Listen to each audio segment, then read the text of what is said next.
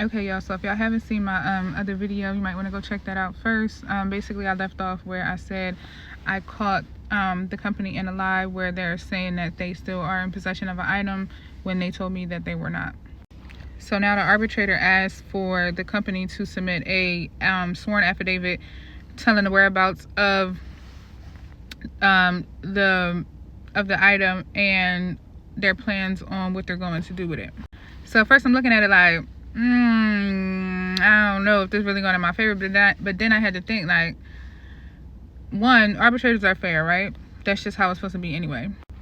But two, when we're going back and forth with the companies, we're basically just stating things that we believe to be true without actually having like hardcore proof, if that makes sense. Especially if you're like the claimant, like you're mainly the one that is trying to, find relief, and the respondent would be the one who would try to dismantle your claims and get them dismissed, right? And in order for them to do that, they would have to have like hardcore proof to say, okay, well, this is wrong, this is wrong, this is wrong, and then say why, and why it should be dismissed because of X, Y, and Z. Most of the time it's like a lot of cold stuff or whatever the case may be, but for the most part, they have to kind of try to prove why your things are, why these things should be dismissed. And if the arbitrator continue to, if your claims survive, then obviously you should all have proof in general. You should always have proof, but I'm just saying it's more of like a back and forth, like a he say, she say type of thing in the beginning.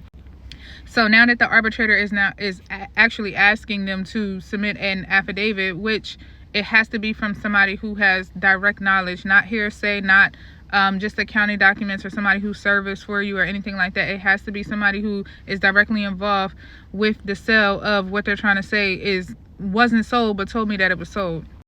And because of this, if they make a mistake such as try to put anybody on there, when we go into the hearing, I can now ask them questions and cross-examine them and catch them in that lie, because at the end of the day I still have that letter that tells me, hey, this item is no longer available, and having me thinking I can't do nothing with it, which goes directly against one of my claims, which is the UCC, I want to say 9610, not too sure, but because I have it all written down, y'all. I'm on like 4 cases, so you gotta help me out for a little bit, but I think it goes directly against that. And if that is the case, that is my main claim that has survived, and that's the one that's going to crush them. Follow me for more of an explanation. Sorry, y'all.